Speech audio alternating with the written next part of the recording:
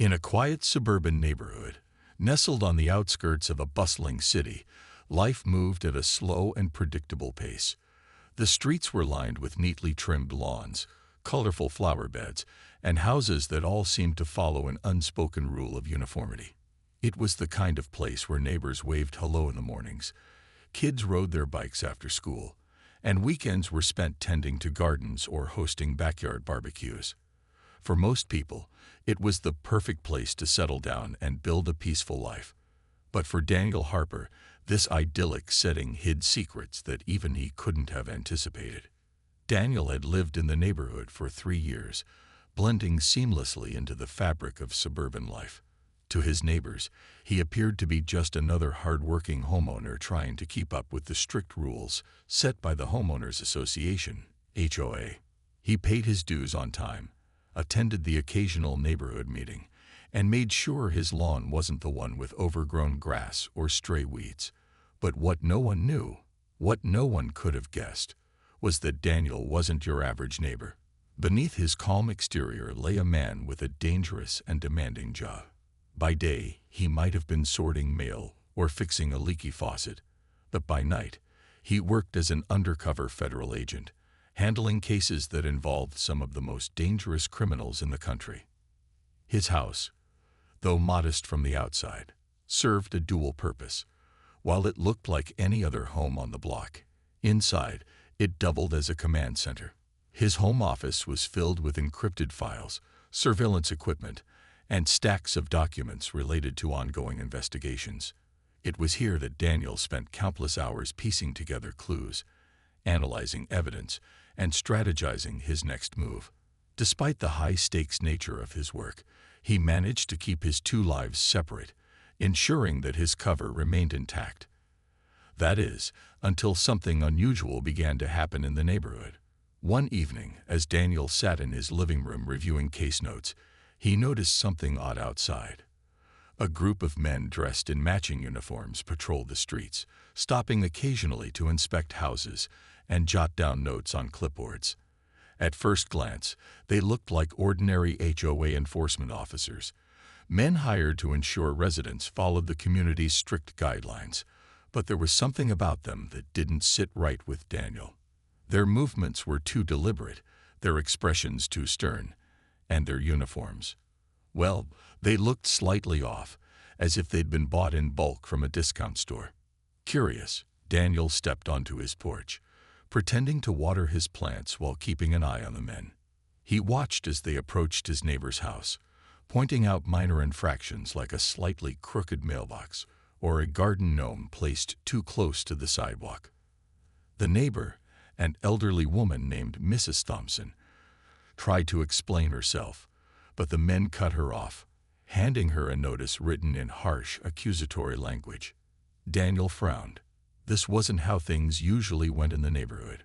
Sure, the HOA had its quirks, but this level of aggression felt new and deeply unsettling. As the sun dipped below the horizon, casting long shadows across the street, Daniel couldn't shake the feeling that something bigger was at play.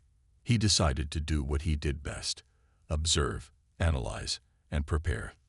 Little did he know, this seemingly harmless situation would soon spiral into a confrontation that would test not only his skills as an agent, but also his ability to protect his home and identity.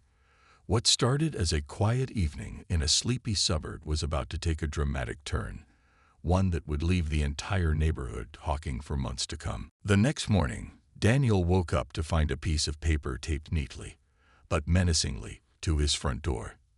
At first glance, it looked like any other official notice from the Homeowners Association, HOA, complete with bold lettering and an ominous tone.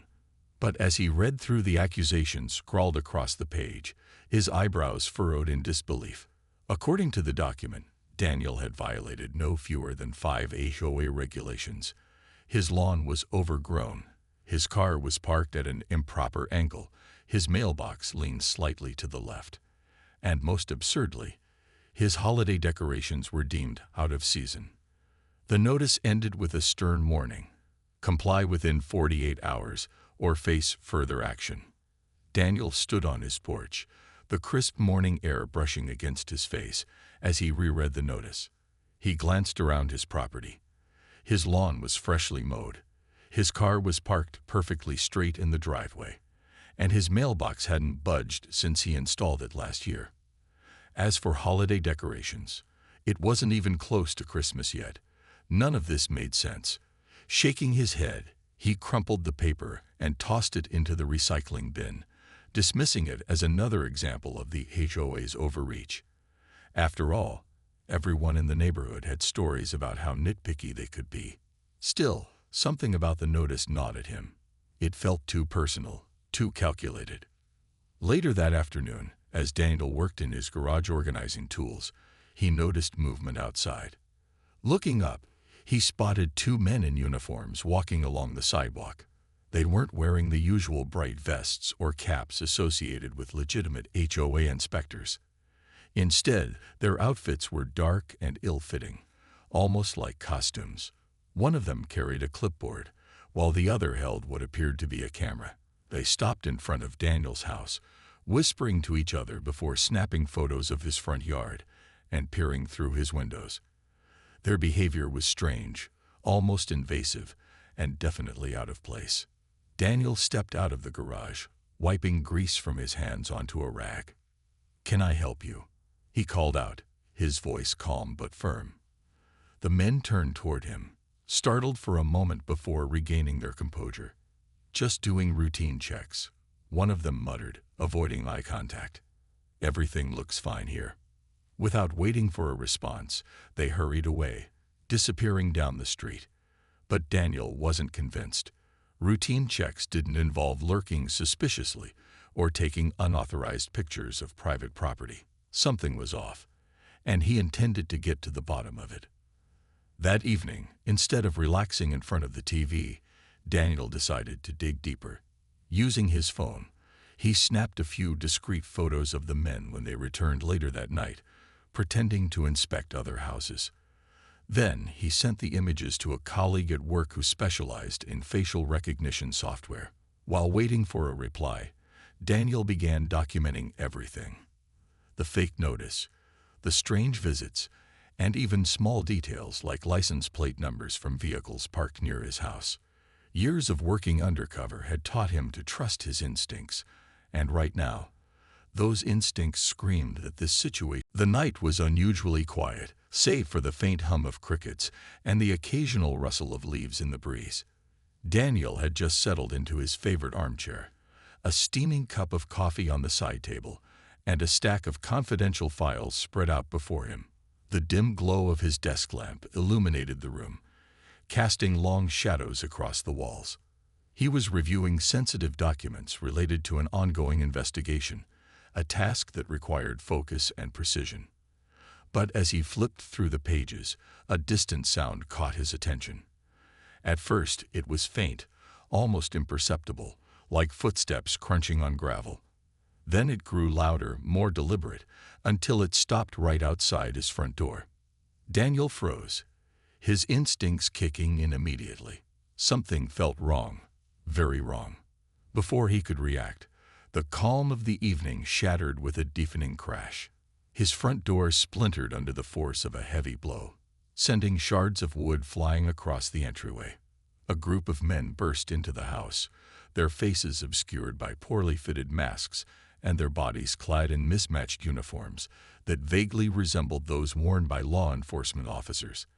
They carried flashlights and crowbars, their movements chaotic yet purposeful. "Search the place," one of them barked, his voice gruff and commanding. "We've got a warrant." Daniel's mind raced. Warrant? For what? These intruders weren't real cops. That much was obvious from their sloppy appearance and lack of proper identification.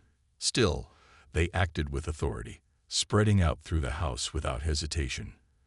One man headed toward the living room where Daniel sat, while others began rifling through drawers, overturning furniture, and tearing apart closets. The sound of shattering glass and thudding footsteps. The tension in the room was palpable, thick enough to cut with a knife. Daniel's calm demeanor had thrown the intruders off balance, but they weren't ready to back down just yet. The leader, still holding his flashlight like a weapon, took a step closer, squinting at Daniel, as if trying to gauge whether he was bluffing. "Don't try to scare us," the man growled, though there was a flicker of doubt in his voice. "We know you're hiding something." Daniel didn't respond immediately. Instead, he leaned back in his chair, his movements deliberate and unhurried. His mind raced, calculating every possible scenario. He knew revealing his true identity too soon could provoke panic, or worse, violence. But he also couldn't let these men rummage freely through his house. Every second counted. If they stumbled upon his home office or the sensitive documents inside, it wouldn't just endanger him. It could jeopardize ongoing investigations and put innocent lives at risk. Taking a deep breath, Daniel decided to play his hand carefully. "You're right," he said finally, his tone measured but laced with authority. "I am hiding something, but it's not what you think." He paused for effect, letting the weight of his words sink in before continuing. "I'm not just another homeowner trying to keep up with HOA rules. I work for the federal government." For a moment, silence filled the room. The intruders froze mid-motion, their eyes darting between each other as if searching for confirmation that they'd heard him correctly. One of them dropped a photo frame he'd been inspecting, the sound of shattering glass breaking the spell. What are you talking about?" stammered the leader, his earlier bravado crumbling. Daniel stood slowly, his posture commanding without being threatening. "I'm an undercover federal agent," he said, enunciating each word clearly. "Everything you've done tonight, breaking into my house, damaging my property, harassing me, is on record. And trust me, people are already on their way here." The room erupted into chaos. Some of the men began whispering frantically, while others looked around nervously, as if expecting sirens to wail at any moment. The leader, however, wasn't ready to give up. "Prove it," he demanded, pointing a shaky finger at Daniel. "Show us some ID." Daniel smirked faintly, knowing full well that carrying identification would blow his cover entirely. Instead, he reached into his pocket and pulled out his phone, tapping a few buttons to display a secure app used by agents to communicate with headquarters. Though the screen showed nothing incriminating to the untrained eye, the gesture alone was enough to plant seeds of doubt. "You really want to take that chance?" Daniel asked, raising an eyebrow. "Because when my team gets here, and they will, you won't have a leg to stand on." The standoff stretched on, the air heavy with uncertainty. The intruders were visibly shaken, their confidence eroding with each passing second. They had expected an easy target, someone who would cower under pressure or simply hand over whatever they were looking for. What they hadn't anticipated was facing someone who wasn't afraid to fight back, and who happened to be far more dangerous than they could have imagined. Finally, the leader signaled for his men to regroup near the door. "We're leaving," he muttered, though his tone lacked conviction. "But this isn't over." With that, the group turned and hurried out of the house, their footsteps echoing down the hallway as they fled into the night. Daniel exhaled deeply, his body sagging slightly with relief. But he knew better than to relax just yet. Reinforcements were on the way, but until they arrived, he needed to secure his property and ensure no critical evidence had been compromised. Grabbing his flashlight, he moved quickly through the house, assessing the damage and checking every corner for signs of tampering. His heart sank when he saw the state of his home office. The lock had been forced open, papers scattered across the floor, drawers left ajar. As he surveyed the mess, Daniel's mind worked overtime. Who were these men working for? What had they hoped to find? And why had they targeted him specifically? The answers remained elusive, but one thing was certain. This wasn't just about enforcing HOA rules or settling petty grievances. Something much bigger was at play, and Daniel intended to uncover the truth, no matter where it led. Minutes later, the distant roar of engines broke the quiet. Black SUVs screeched to a halt outside, their headlights illuminating the shattered remains of Daniel's front door. Armed agents poured out, weapons drawn, securing the perimeter in seconds. For Daniel, the immediate danger had passed, but the real battle was only beginning. The arrival of the black SUVs was like a scene out of an action movie, but for Daniel Harper, it was all too real. The agents moved with precision, fanning out across his property and securing the area in a matter of seconds. Their flashlights cut through the darkness, illuminating the broken door, scattered belongings, and remnants of the chaos left behind by the intruders. Daniel stepped outside to meet them, his face calm but his eyes sharp as he briefed his colleagues on what had happened. This wasn't random, Daniel explained, gesturing toward the destruction inside his house. They were looking for something specific, something they thought I had. But I don't think they were working alone. He handed over the photos he'd taken earlier of the fake HOA officers, along with notes detailing their behavior and license plate numbers. His team immediately got to work, analyzing the evidence while Daniel led a small group back into the house to assess the damage. What they found confirmed Daniel's suspicions. This wasn't just about intimidation or petty theft. Among the mess in his home office, agents discovered traces of equipment that suggested the intruders had been attempting to install hidden surveillance devices. A partially assembled camera rig lay discarded on the floor, its wires dangling uselessly. It became clear that whoever sent these men wasn't simply trying to scare Daniel. They wanted to spy on him. And given his line of work, the implications were chilling. Back at headquarters, the investigation kicked into high gear. Facial recognition software quickly identified two of the intruders as low-level enforcers with ties to Victor Lang, a local businessman whose reputation was as shady as his business dealings. On paper, Lang ran a successful real estate development company, but whispers around town hinted at darker activities. Rumors swirled about illegal land acquisitions, forced evictions, and even connections to organized crime. For years, no one had been able to pin anything concrete on him, until now. As Daniel and his team dug deeper, a disturbing pattern emerged.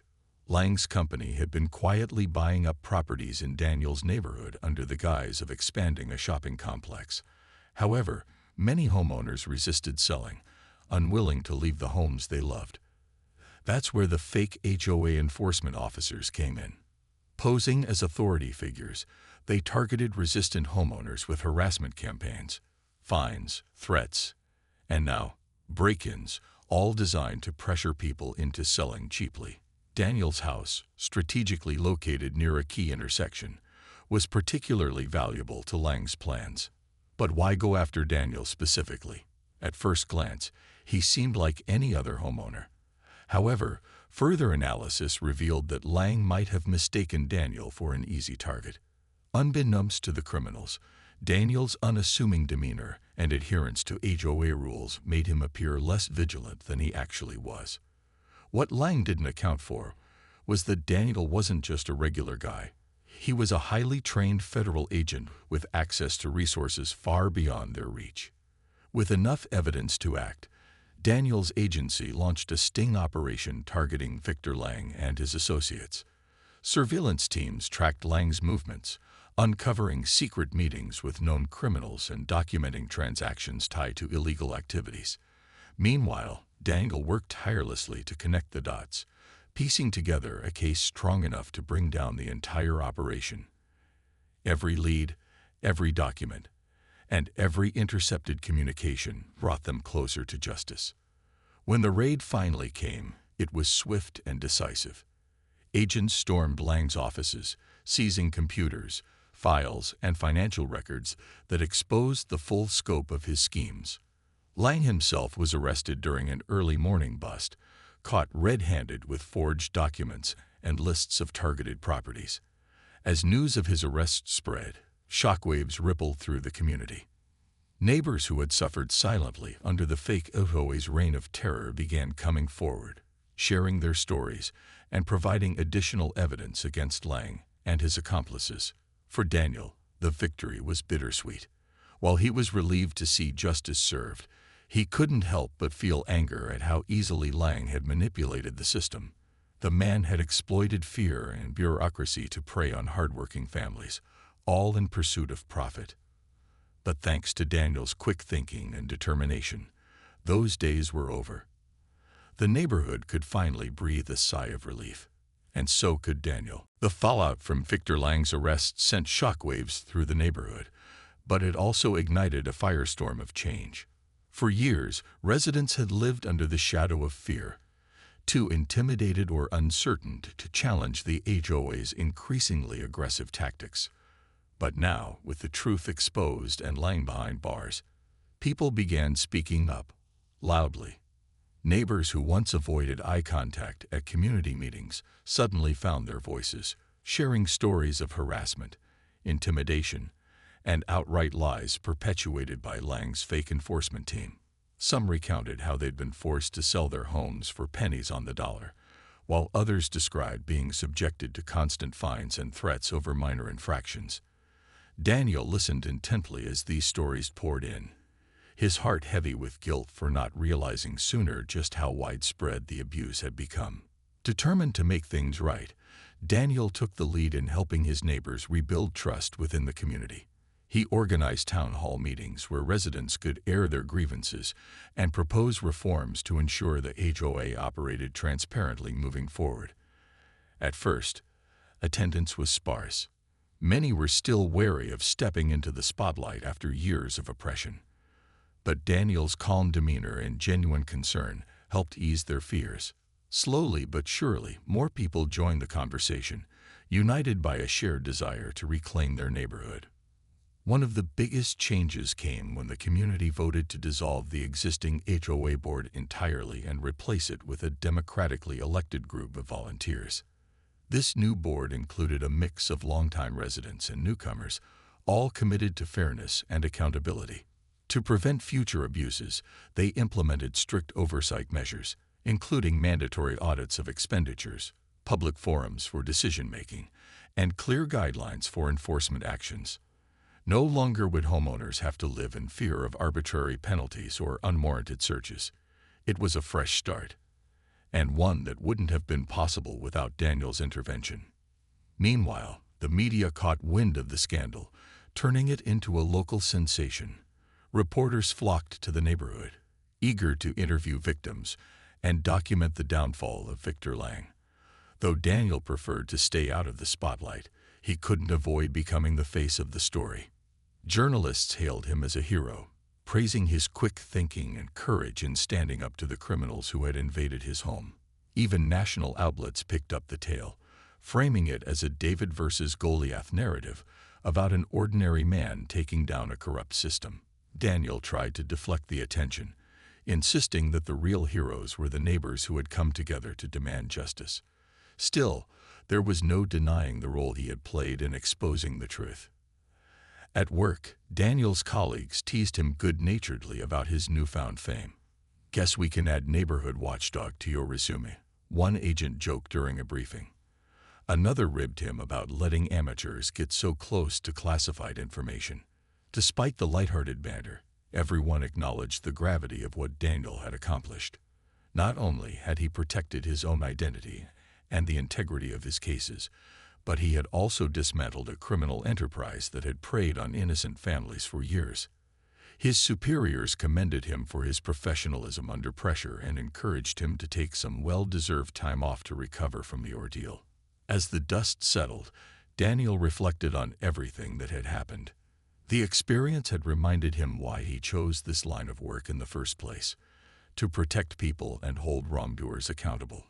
Yet it had also shown him the power of community and the importance of standing up for what's right, even when doing so comes with risks. He knew the road ahead wouldn't always be smooth, but for the first time in weeks, he felt hopeful.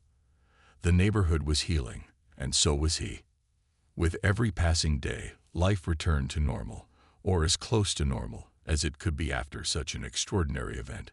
The streets buzzed with renewed energy as neighbors reconnected, forming bonds stronger than ever before. Children laughed as they played outside, free from the looming threat of fake officers patrolling the area. And Daniel? He went back to tending his lawn, fixing leaky faucets, and reviewing case files late into the night. But this time, he did so knowing that he had made a difference, not just as a federal agent, but as a member of the community he called home. Life in the neighborhood slowly returned to its peaceful rhythm, but it was a different kind of peace now, one built on trust and resilience rather than fear. Daniel Harper watched as the once tense atmosphere transformed into something warmer, more connected. Neighbors who had previously kept to themselves began chatting over fences, organizing block parties, and even starting a community garden in the empty lot at the end of the street. It was as if the exposure of Victor Lang's schemes had not only dismantled a corrupt system, but also brought people closer together. For Daniel, seeing this change unfold was deeply rewarding. After all, he hadn't just fought for his own safety. He'd helped restore hope and unity to an entire community. One evening, as the sun dipped below the horizon, painting the sky in hues of orange and pink, Daniel stood on his porch, sipping a cup of coffee. The sound of laughter drifted through the air. Kids playing tag in the cul-de-sac, their parents cheering them on from lawn chairs.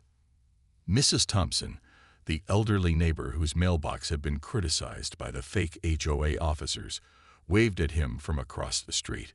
She held up a tray of freshly baked cookies, mouthing, "I'll bring some over later." Daniel smiled and gave her a thumbs up. These small moments of connection meant more to him than any headline or commendation ever could. Despite his humility, Daniel couldn't escape the fact that he had become a local legend. Whenever he visited the grocery store or stopped by the coffee shop, someone would inevitably thank him for what he'd done. At first, it made him uncomfortable. He didn't see himself as a hero, but over time, he came to appreciate the gratitude. It wasn't about recognition, he realized. It was about knowing that his actions had inspired others to stand up for themselves and take back control of their lives.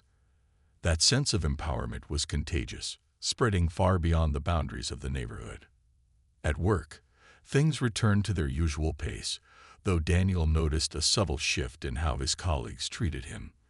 They still teased him about the HOA incident, but there was newfound respect in their tone.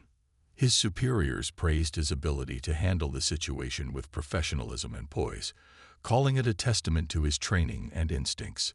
Yet what impressed them most was how Daniel had balanced his dual roles, as both a federal agent and a concerned neighbor, without compromising either. It was a rare skill, one that earned him quiet admiration among his peers. As weeks turned into months, Daniel found himself reflecting on everything he'd learned from the experience. He had always known that his job required adaptability and quick thinking, but this ordeal had taught him something unexpected: the value of community. For years, he had focused solely on his undercover work, keeping his personal life separate to maintain his cover. But now, he understood that true strength came from connections, with neighbors, colleagues, and even strangers willing to lend a hand when times got tough.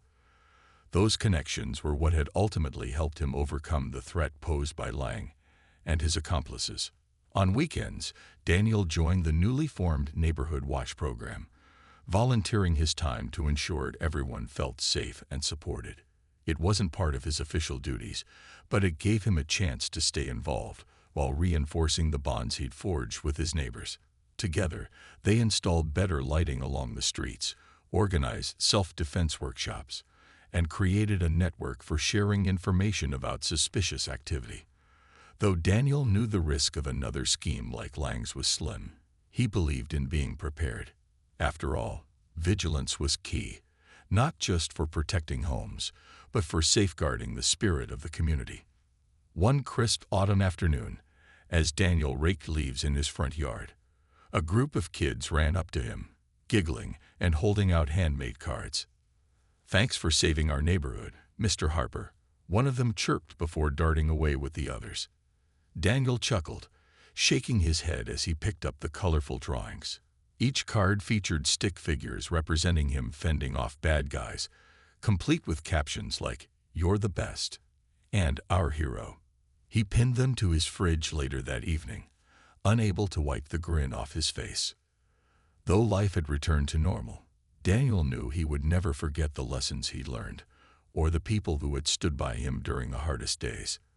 The neighborhood wasn't perfect, but it was stronger, kinder, and more united than ever before. And as he stood on his porch that night, watching fireflies dance in the twilight, Daniel felt a profound sense of fulfillment. Sometimes, even in the most ordinary places, extraordinary things can happen. And sometimes, those things remind us of what truly matters: family, friends, and the courage to stand up for what's right.